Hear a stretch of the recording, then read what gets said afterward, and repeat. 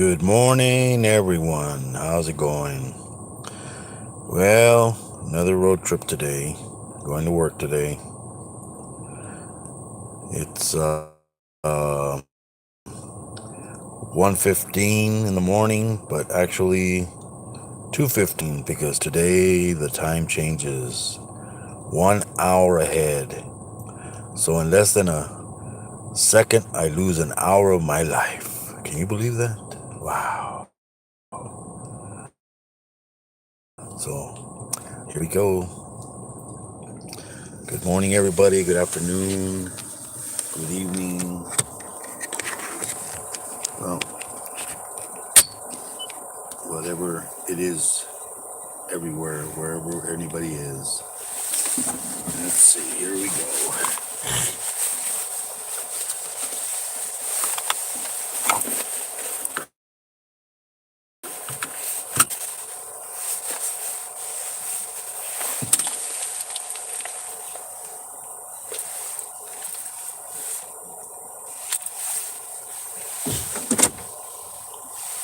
Let's see, who's in here? Who's in here? Well, we got one person in here. How's it going? 1:16 in the morning, actually 2:16 because time changes today. Here in California, it's 55 degrees. How's it going? Hello, hello.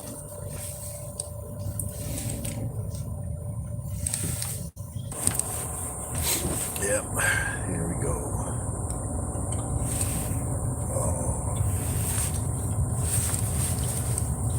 Doing a 12-hour shift today. 3:30 in the morning to 3:30 in the afternoon.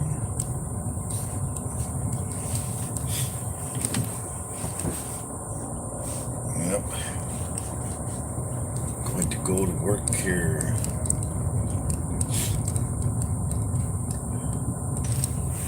How's everybody doing? Wherever it is, morning, afternoon, evening. I can't read the chat right now because I'm driving. Want to be safe, you know. So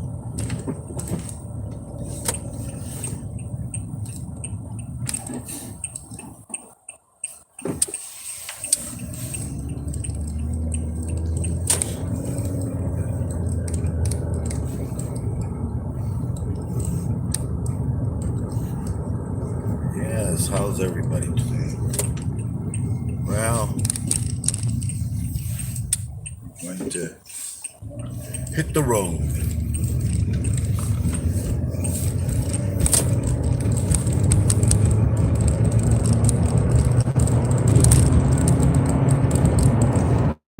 Well, let's see.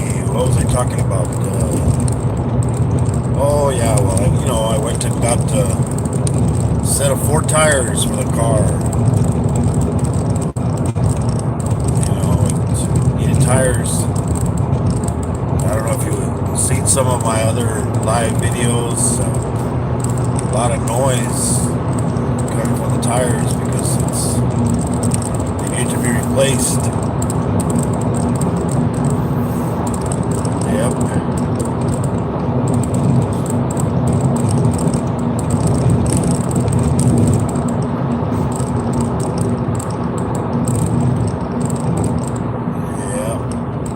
So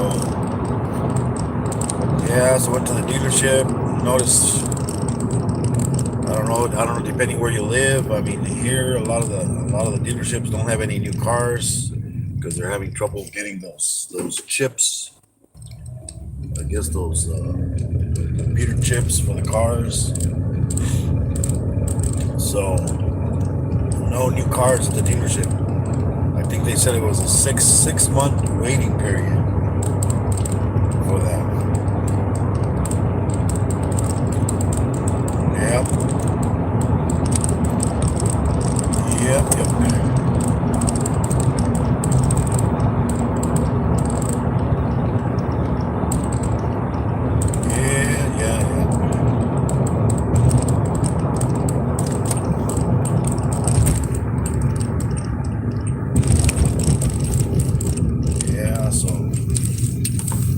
than a second, we lose an hour of life. Everybody, the time changes here in California.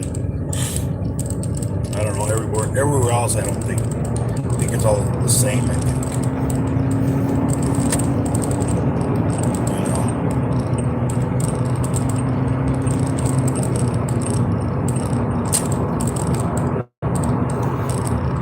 So let's see. What was I talking about? Oh well, you know. So I was working security, you know.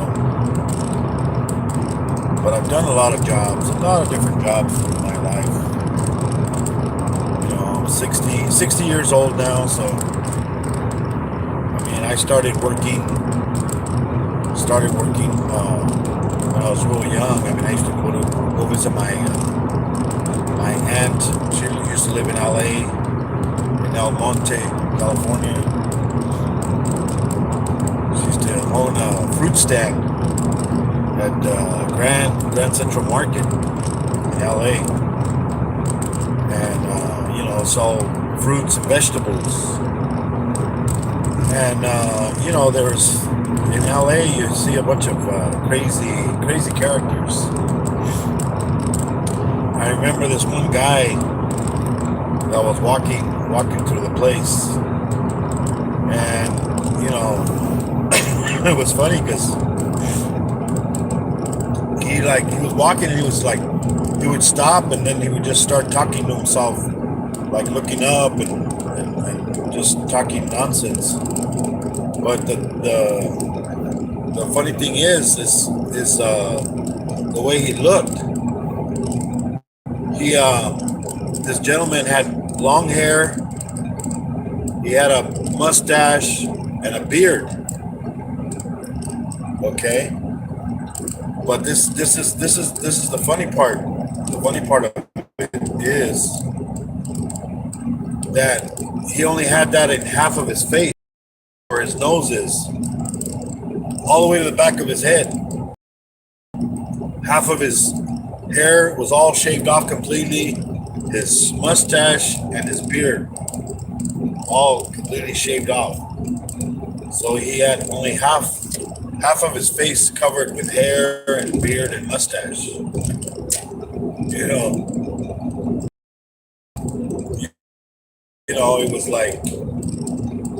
it was crazy the way he looked.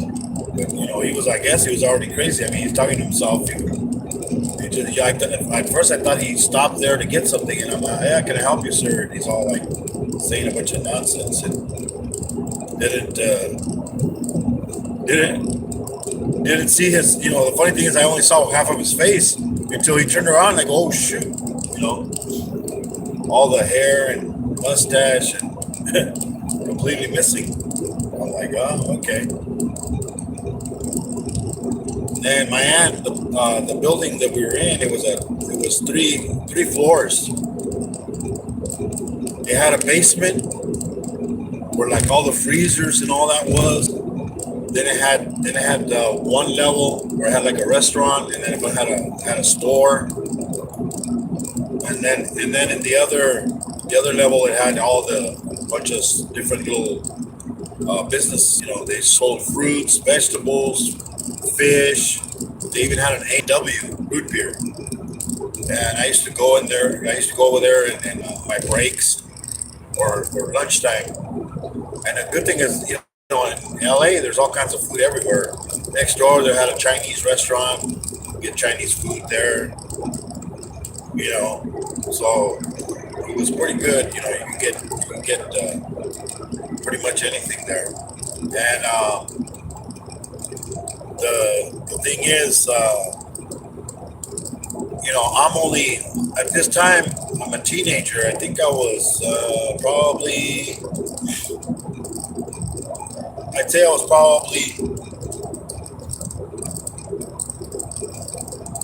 probably like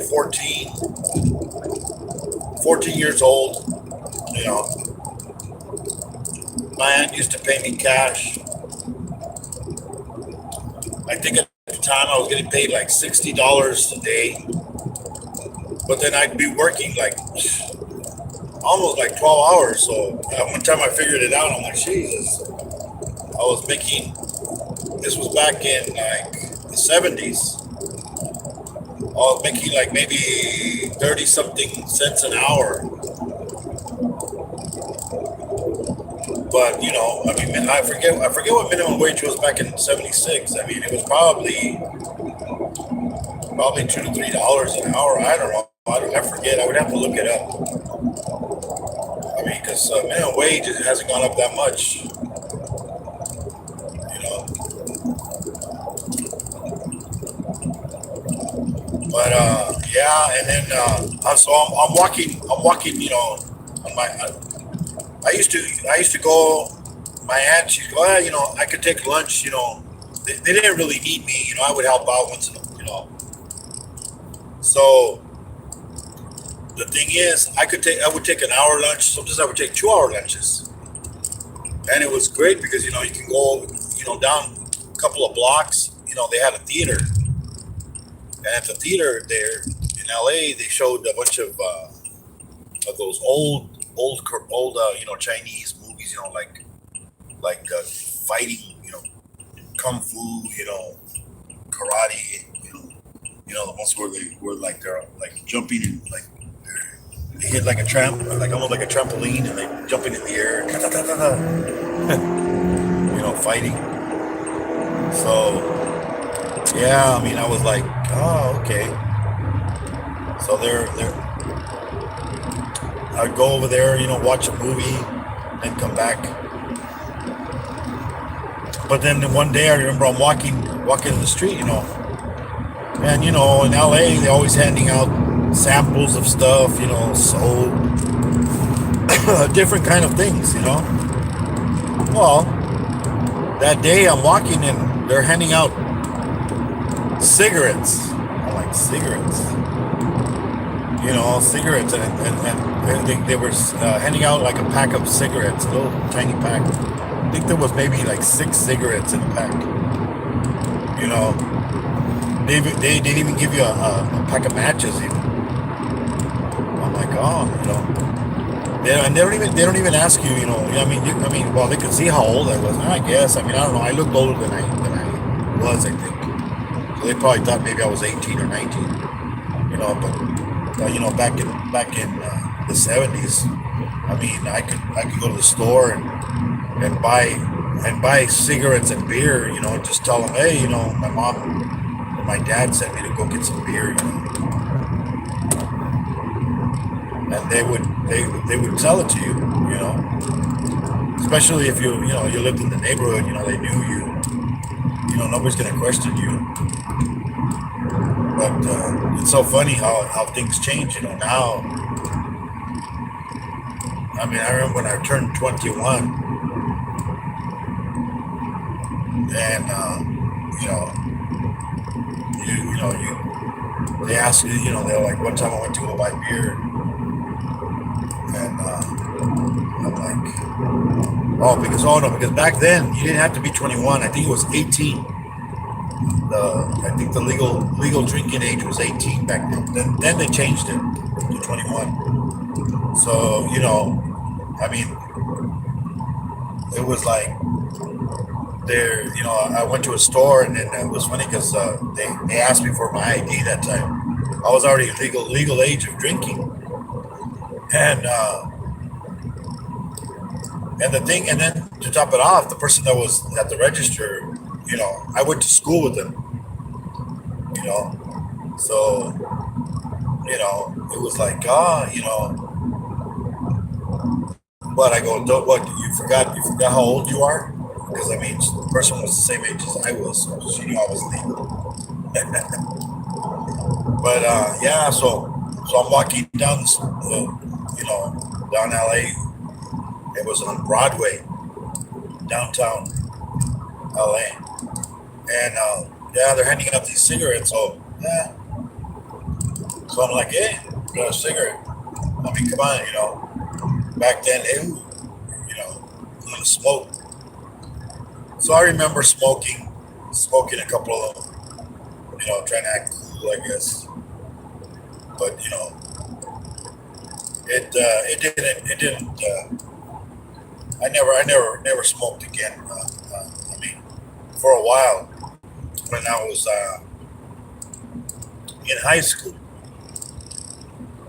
I remember we went to go see a movie, a double feature. I don't know if anybody knows what a drive-in is. A lot of places don't have drive-ins, but we had two drive-ins, pretty close to us. So we went to this one drive-in,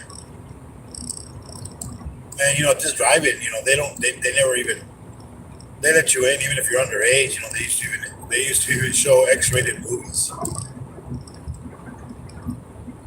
and but this time we didn't. It wasn't an X-rated movie. It was let me see. It was a Jimi Hendrix movie.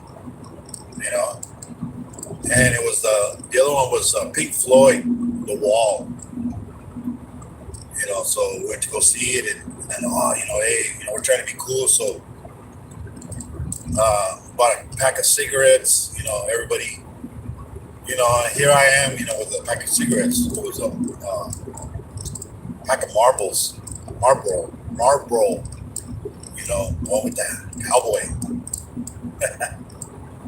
So and then also we got a lighter, you know, and so I'm watching, this like two movies. They're about an hour and a half long each, so a long time to be sitting there. So what am I doing? Here I am smoking a cigarette, and then I'm smoking one after another. I guess I thought it was being cool, smoking another one and another one, another one. I think I finished the whole pack in all those shows, the two movies that were on, and so here I am, smoking, and oh man, after a while, you start feeling I start feeling nauseous. I was like, oh man, I felt like throwing up, and that was pretty much the last time I ever smoked a cigarette. And then there's also another time where you know you get a cigar, the cigar smell. You see the smoking, the smell of a cigar stuff, and so I'm like, oh, okay. So I got somebody gave me a cigar. I forget. I think it was somebody had a baby or something. Like it's a boy, it's a girl. So I'm like, hey, you know what? I got the cigar. You see movies. They always bite the end of the cigar. It's those ones that are completely sealed. I think this one you didn't have to bite the end. It had a little hole in it. I mean, it wasn't an expensive cigar. Like this Havana from Cuba, or you know. So yeah. So then I've never smoked a cigar before. So here I am trying to be cool. So I'm like, I mean, I didn't know that you're not supposed to inhale. You basically just take little puffs and inside your mouth, and then just blow it out. That's the way cigars are. Just the flavor in your mouth.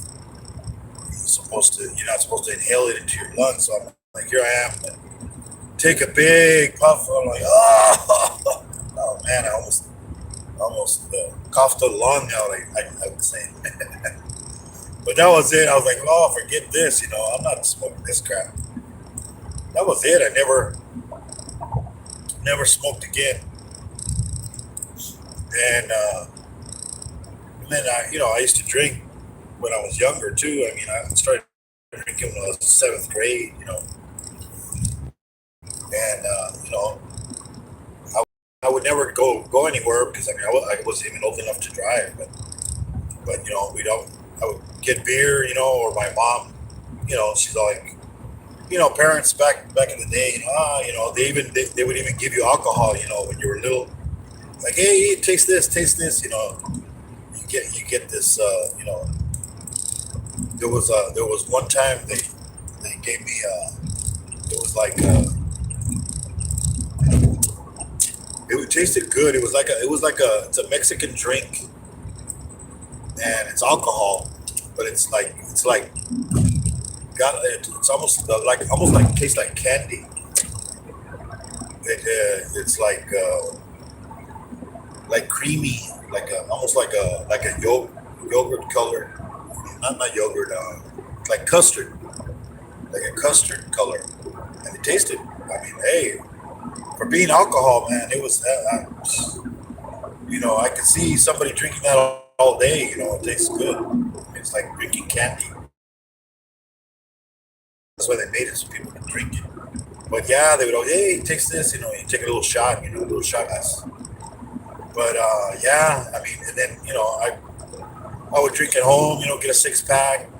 You know, and my parents, oh, it's better. If they, they're gonna go and drink hiding somewhere anyway. So at least at home they can keep an eye on you.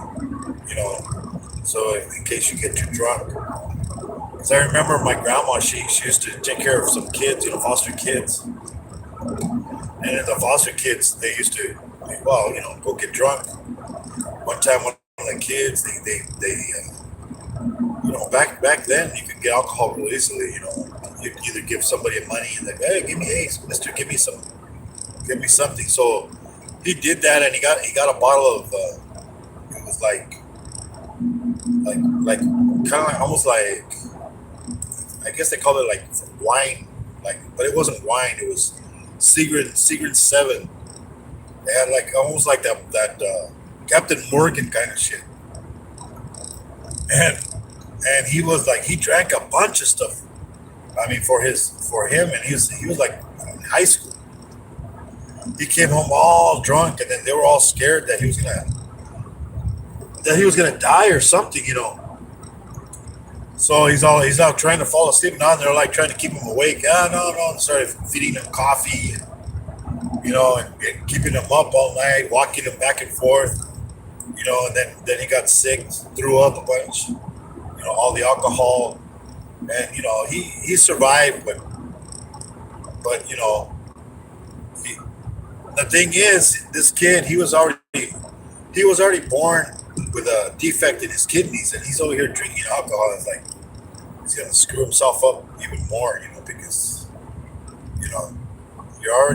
you're drinking, your kidneys are already shot. You're drinking, you're gonna destroy your kidneys even more.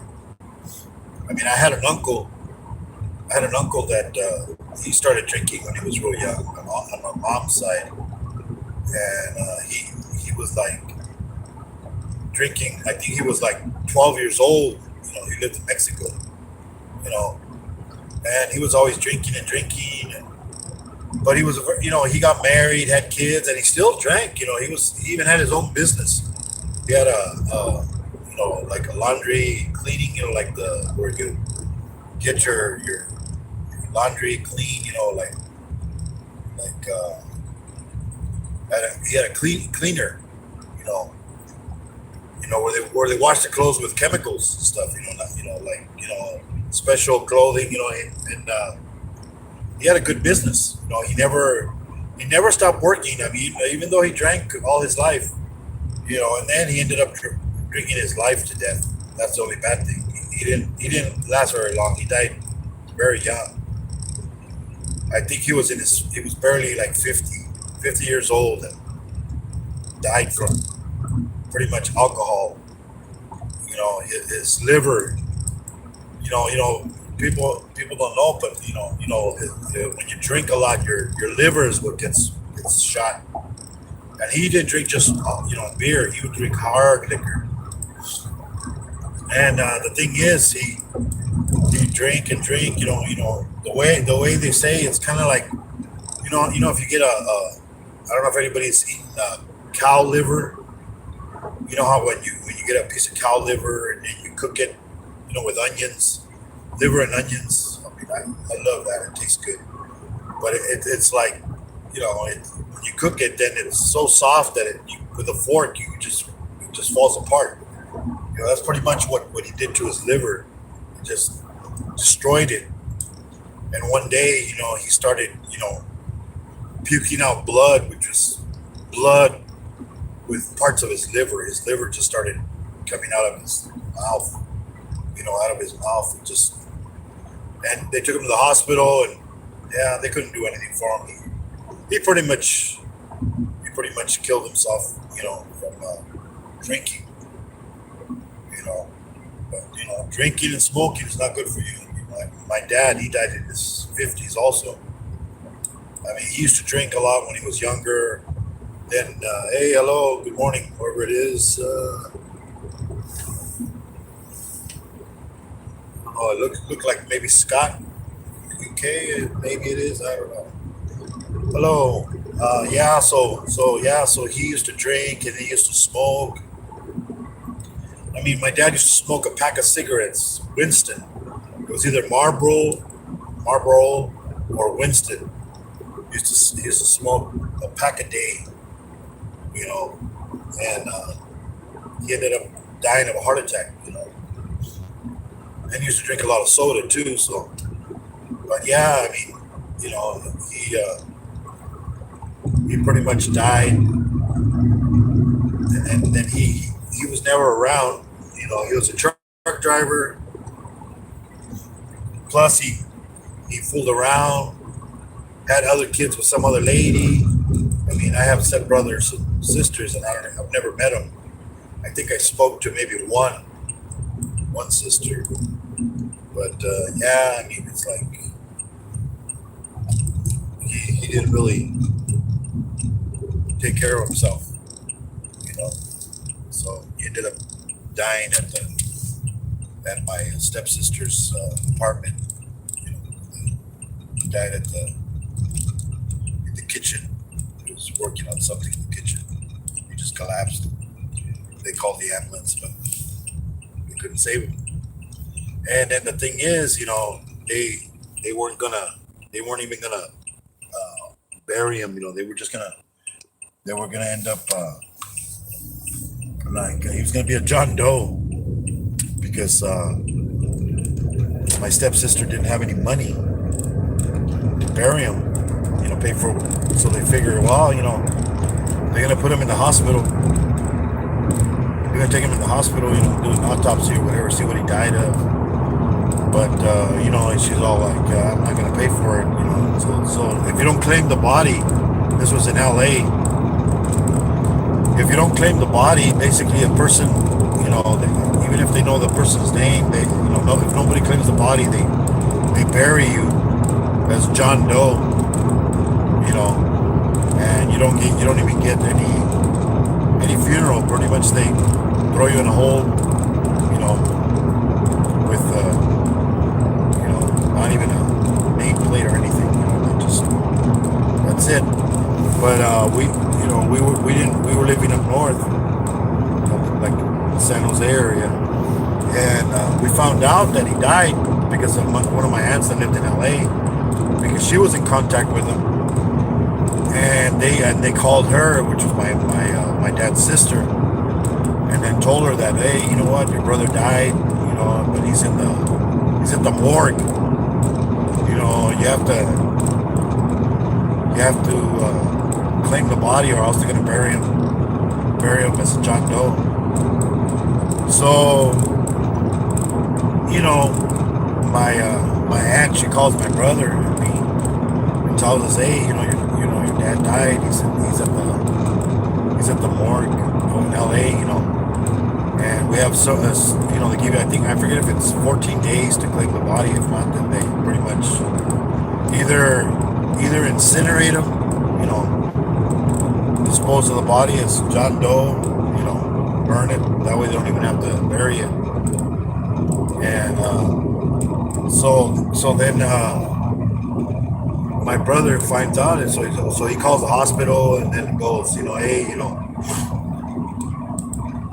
they need to transport the body up north, to bury him. Plus, my dad was in the military, so basically he can get a free burial. They don't pay for like say if you do they do a ceremony there at the cemetery, but then you can't go to the gravesite. They basically they have like an area. I didn't get to go, but my brother did, and then they said, well, they're gonna. I mean, I went to the funeral, but I didn't get to go. They didn't give me enough time to, because it's like a couple of days after that they bury you. But then, anyways, they don't let you see when they bury you, so it was like pointless to even go to that. I mean, I had already went to the thing, when they have the service with the casket open, you see the body, and then the thing is, they had to transport him from LA all the way to San Jose area. And he found out. He goes, well, in order for like say for the funeral home to transport it, like say in an ambulance or in a vehicle, it was gonna be real expensive. But my brother, he had a friend that worked at a funeral place, where they do, where they fix the body, cremate it, and all that. They prepare the body for burial. Well, my he told my brother, he goes, you know what? It's not against the law for you to transport a dead body, from LA up there. Basically, all you had to do is just rent a van, without any seats, just like a cargo van, rent it, and go pick him up and bring him. They pretty much give you the body, but it's inside of a body bag. I mean, they don't even. So my brother and a friend of his, they went all the way to LA, and then the guy from the funeral place gave him all the paperwork. You still need paperwork to pick up the body, So basically, he saved a bunch of money, transporting. So then all we had to do is pay for the funeral, the service, and then the preparation of the body, So he didn't. It's from LA up there. It's like let me see. I'd say it's about 6 hour drive. So you're driving 6 hour drive with a body, in the back. It's pretty, like, you would think, oh damn, that's crazy, driving with a body, So yeah, my brother, he did it. He got the body over there.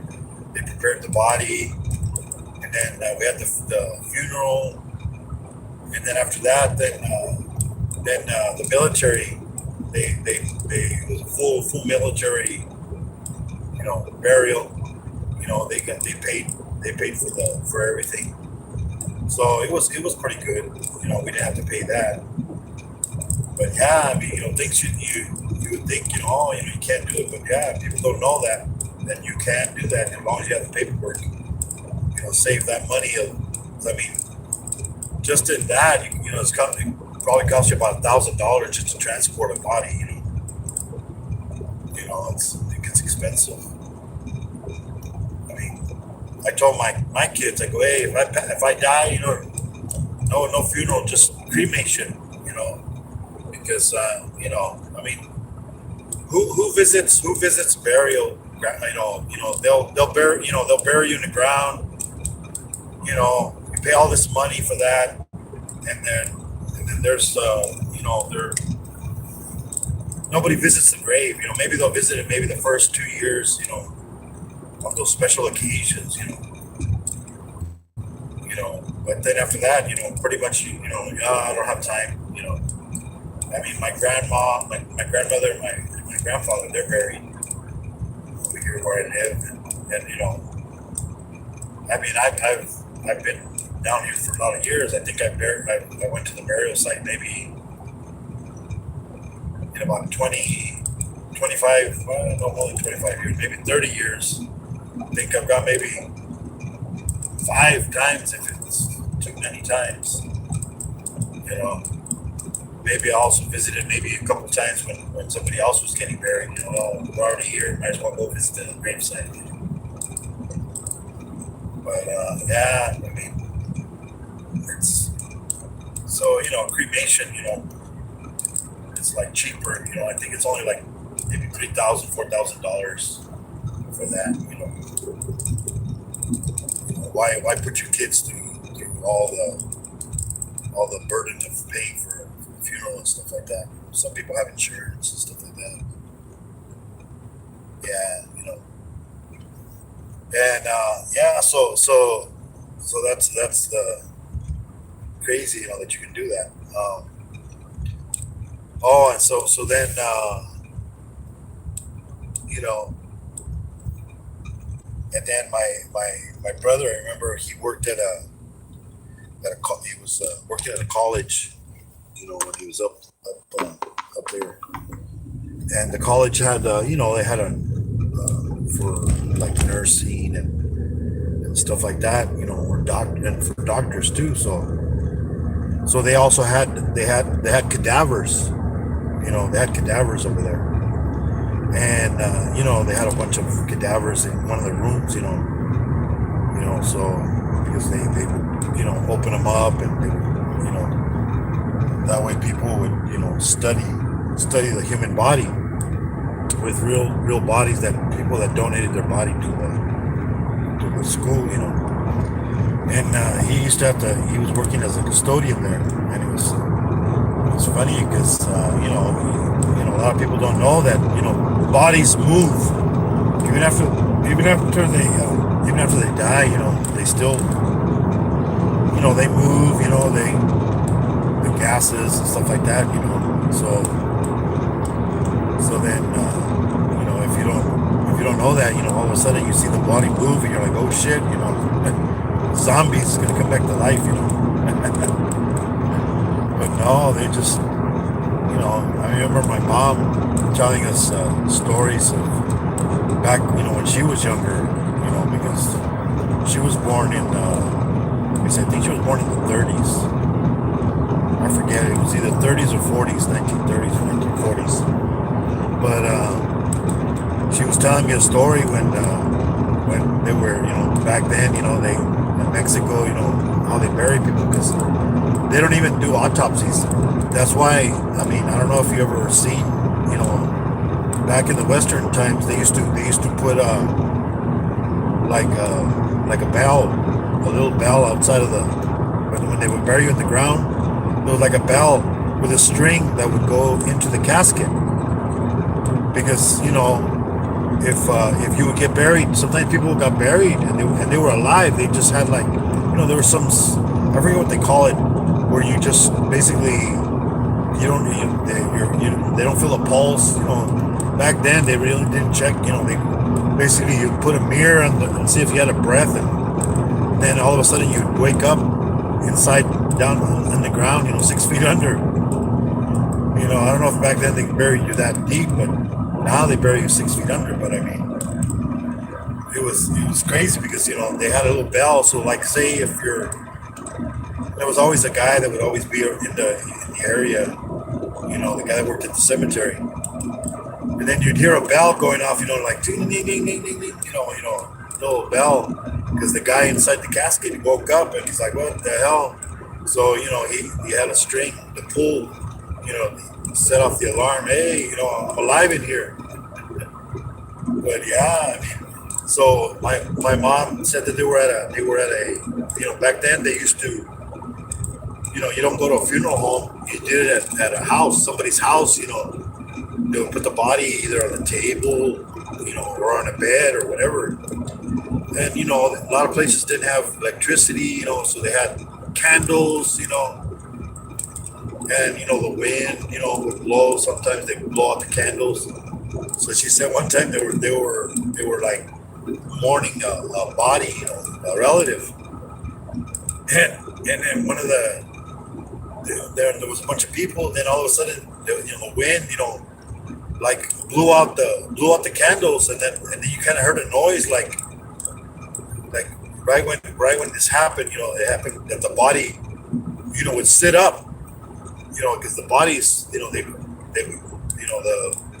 body started contracting and muscles and they'd even gas, farting and burping and shit, or the body would sit up, and then they I guess she said the body sat up at the time, and then all of a sudden like a wind and boom, the candles blew out, and she's all like, and everybody started running and it's like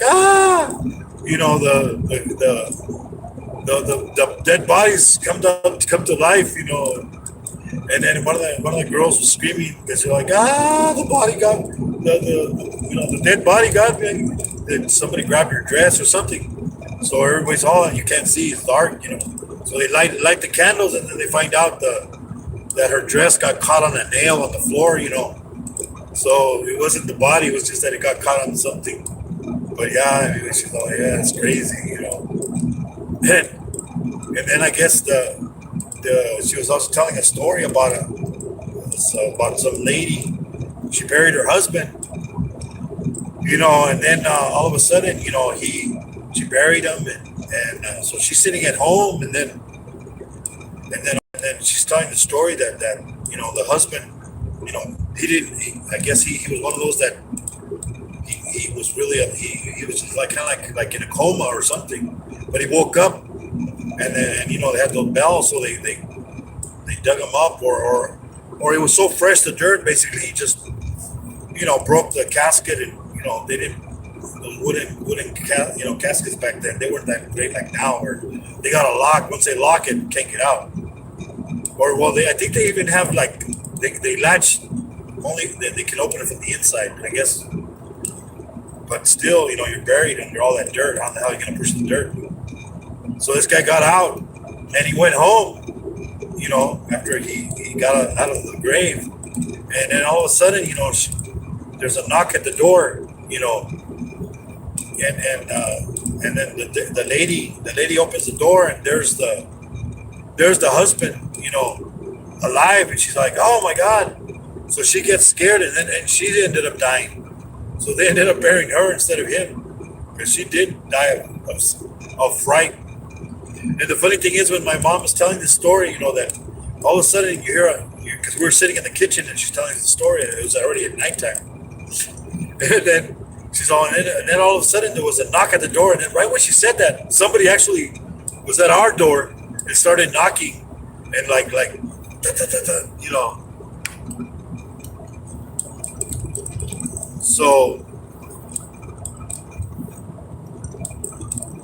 So yeah, so then somebody was knocking at the door, and it's like oh, da, da, da, oh my God, my mom was all scared, and it was my dad coming home from work.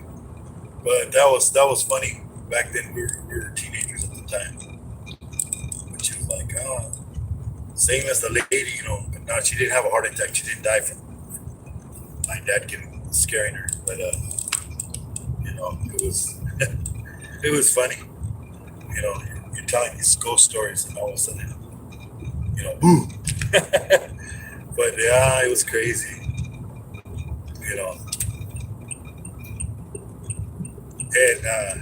And then my grandma. I remember my grandma. She used to always she used to wear glasses and always lose her glasses.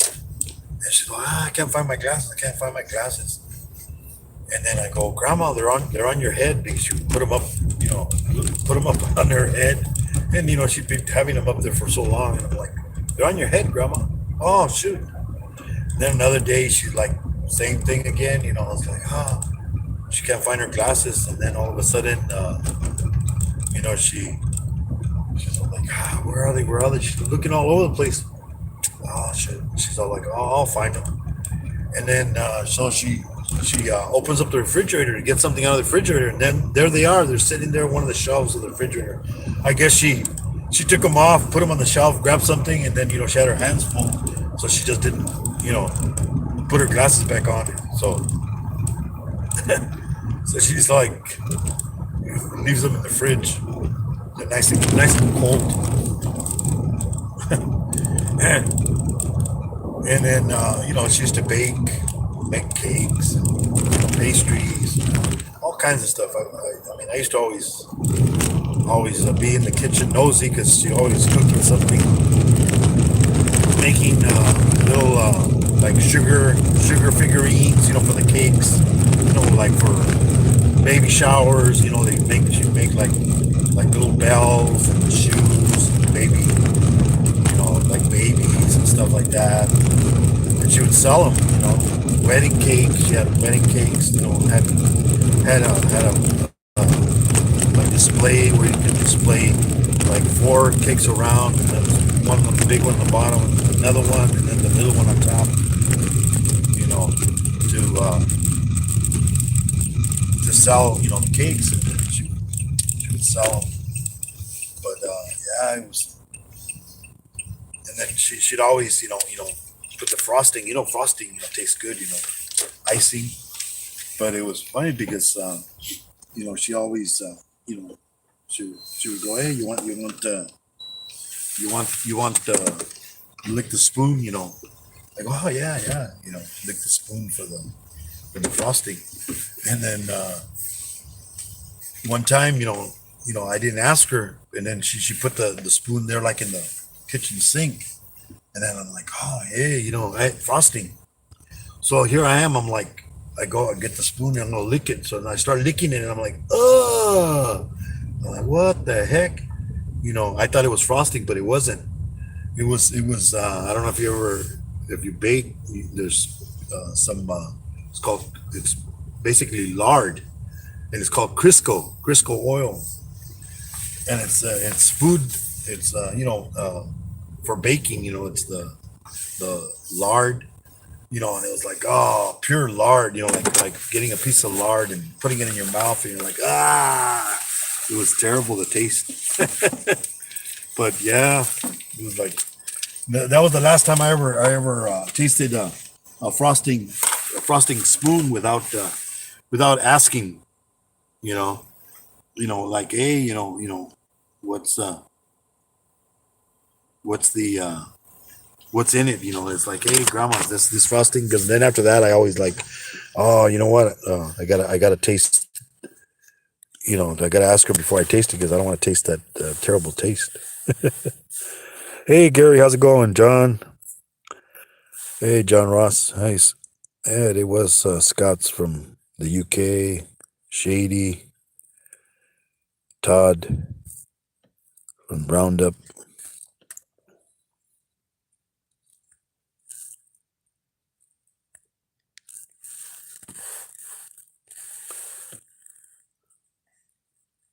Hey, Morbid. And who else? Who else? Who else did I see?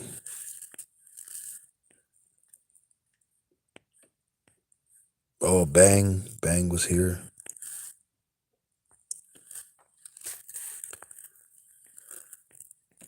And Philly Hustler, Shady. Hey, Ann. Yeah, so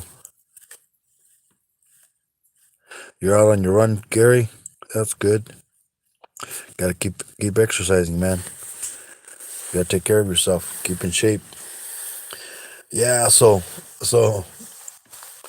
yeah, so my grandma, she did a lot of cooking. She even did a lot of sewing. She did knitting. She was always buying all these new little gadgets and stuff like that. The new items that would come out. Any new thing that would. She got this one knitting thing that you would just push pull. It was so easy. And then she'd always teach me all these things. Because I always around her, getting to see whatever she was making. Hey, you're taking boxing. That's good, man. Hey, anything cardio, good for your heart, man. And so then, she even taught. I mean, I know how to sew, with a sewing machine because of her. She and I know how I've always cooked, like making, doing different things, any recipe she would always get, she would always make. I mean, I've done cheesecakes and lemon meringue pies and stuff like that. But yeah, I mean, she was always cooking up something in the kitchen, and she, too bad she, she died. I mean, she didn't die too young. She was already, I think, in her 70s when she passed. She ended up dying of cancer in her stomach. They, I think the last time she visited us, she lost all, she was, it's something, we knew something was wrong because, I mean, she lost all this weight. She got real skinny. And the thing is, she was always very active. She was always active. She always drove. I mean, when she got older and older, I remember she would be driving and I'm like, Grandma, you're going into the white lane, and she's like, But yeah, she probably didn't, she probably couldn't see that good anymore. But still, and this was back in the 70s, 80s, and then basically when was it? In the 90s, she passed away. But I think it was the 90s, or was it 80s, 80 something? I forget. It might have been 80, 89, somewhere in the 80s. It was, yeah, I don't think she made it to the 90s.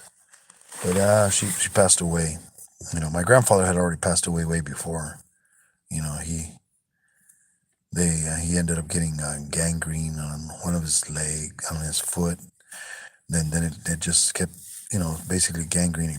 It's poison in your blood, and parts of your body start rotting away. They cut off one of his legs, and then they cut off the other leg. They were going to cut off the other leg, but good thing he died before that. It was like, I was like, oh man, I was a teenager. I think probably was like 12 years old, and he's all like, I was like, hey, God, take him because he's suffering. He couldn't even, he wasn't even. He would see his daughters come and visit him, and my dad, and he wouldn't even know who they were. And then he would tell us stories, and hey, last night some dogs came and they excuse me, and they bit my leg off, and we're like, oh, okay, yeah, sure. We'd tell him, and then it was around Christmas time when I think it was right after Christmas when he died, or before Christmas. But Santa was visiting the hospital where he was at the convalescent, and he's all, hey, I want to talk to Santa. I want to talk to Santa. And my grandfather's like, oh, okay, I want to talk to Santa. So he's all like, hey, you know, so he's all like, hey, I want to talk to Santa. So he goes, okay. So he came over, and then he's all talk to him, whisper something in his ear, and then we asked Santa, hey, so what did he want? Oh, he said he wanted a pack of cigarettes because he used to smoke. But so, well, that's it, guys. I'm here at work now. Thank you for coming in, whoever came in. Everybody have a good evening, good morning, good afternoon. God bless everybody. And thank you for stopping by. Don't forget to hit the like button on the way out. Till the next time, everybody. So like Keys always said, Buddy Keys, always remember what he says, call your mother because you never know how long she's going to be alive, So, I usually call my mom because, she's already in her 80s, I think she's like 84, 85. So, gotta call her, tell her you love her, and don't forget about her, man, because you never know how long you might not have her around. Because Keith said he lost his mom when he was real young. So, thanks a lot, everybody. Till next time, bye.